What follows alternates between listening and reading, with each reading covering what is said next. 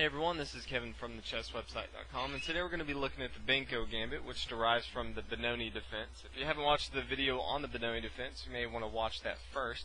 But we'll go ahead and get into it. It starts out with pawn to d4, black responding knight to f6, pawn c4, pawn c5, white bringing his pawn down to d5, and then black playing pawn to b5. And this is a very aggressive gambit that black has.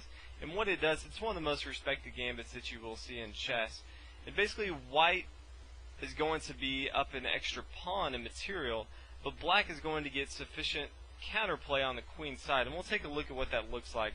Now, white does have the option of declining the gambit. One of the most popular lines that you will see in the decline line is knight to f3, but this is very uncommon. So today we're going to look at the various lines that come from the accepted line, and that is pawn takes on b5.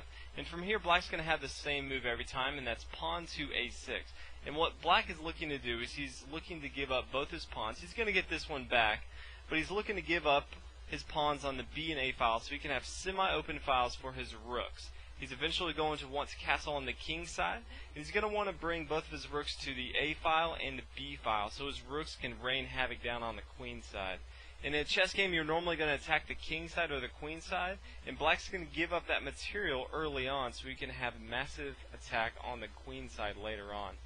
So here's where we're going to spend a lot of our time. There's a few options that white has in this situation. The most common that you will see is for the pawn to capture on a6, and from here black's going to recapture with his bishop on a6. He's developing his bishop, no reason to take with our rook and not our bishop. We want to develop a piece while we're taking, and at the same time we're putting a lot of pressure on the king side of white. White would really like to develop his light square bishop. It's his most powerful bishop for white, but he can't play a move like e3 because then black can come in, switch off bishops, but now white's king can no longer castle. So it gives a lot of problems for white to try to develop his light square bishop. From here, a lot of times you will see white develop his knight to c3, and then black is going to bring his pawn to d6.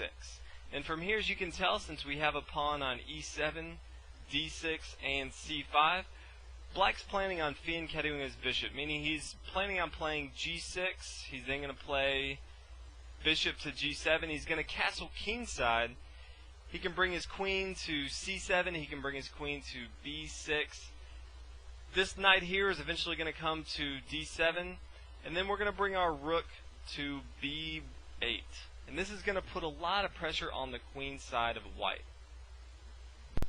This is the ideal setup that black would want in the Benko Gambit. As you can see, black has both his rooks on the b and a file, which are both semi-open, so he has a lot of pressure on the queen side.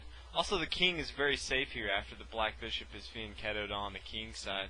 As you can see, black still has a reasonable amount of pressure in the middle, and even though white is up in material by one pawn, black has a huge attack that he can make any time on the queen side. So even though black is down in material at this point, a lot of black players actually prefer this position just because of all the attacking lines that they can have in this particular situation. Another move you will see in the Benko Gambit is from here, instead of the white pawn taking on a6, you'll see a move like e3. And what this does is a few things. It allows the light square bishop for white to attack this b5 square, and at the same time it doesn't block in its development. White now has the option. In the example we looked at before, white pretty much is guaranteed to fianchetto his bishop, meaning he's going to bring his pawn to g3 and then bring his bishop to g2. But here white has options. He doesn't have to. If black captures on b5, the light square bishop for white can now come into b5 and recapture, whereas before white couldn't do that because then his king could not castle once the bishops were traded off. So this is an idea that you may see a lot of times from white. Another very popular move that you'll see, instead of e3, a lot of times you'll see white bring his pawn to b6. And you may look at it and say that's a kind of funny move, it doesn't do too much for white. But what it does do is it doesn't allow black to gain control of the b and a files like you would. Yes, black does have a semi-open file on the B file, but he doesn't have the B and A file. White's going to give back the material that he took. He's going to give it back in exchange. Once the queen takes on B6, white's now going to play, he's first going to play knight to C3, and then he's going to look to play pawn to E4. After pawn to D6, white's going to play pawn to E4. And white's basically saying, I'm going to give back the material to black, even things up. In exchange, I'm going to focus completely on the center control.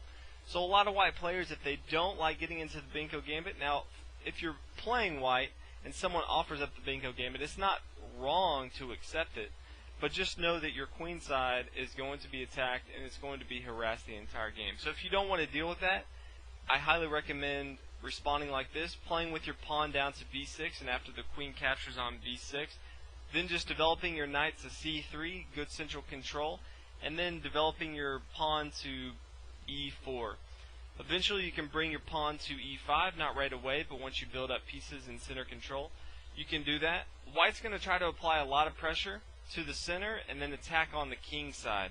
Obviously, black's king is going to be castled on the king side. He's going to fianchetto his bishop to the king side. And so white's going to try to counterplay and attack on the king side. So these are a few things you may see in the Benko Gambit if you are a very aggressive player. For black, you may want to try this out, especially if you like attacking the king side, the queen side, and you're very comfortable fianchetting your bishop on the king side, putting a lot of pressure on the queen side. This is a very good attack.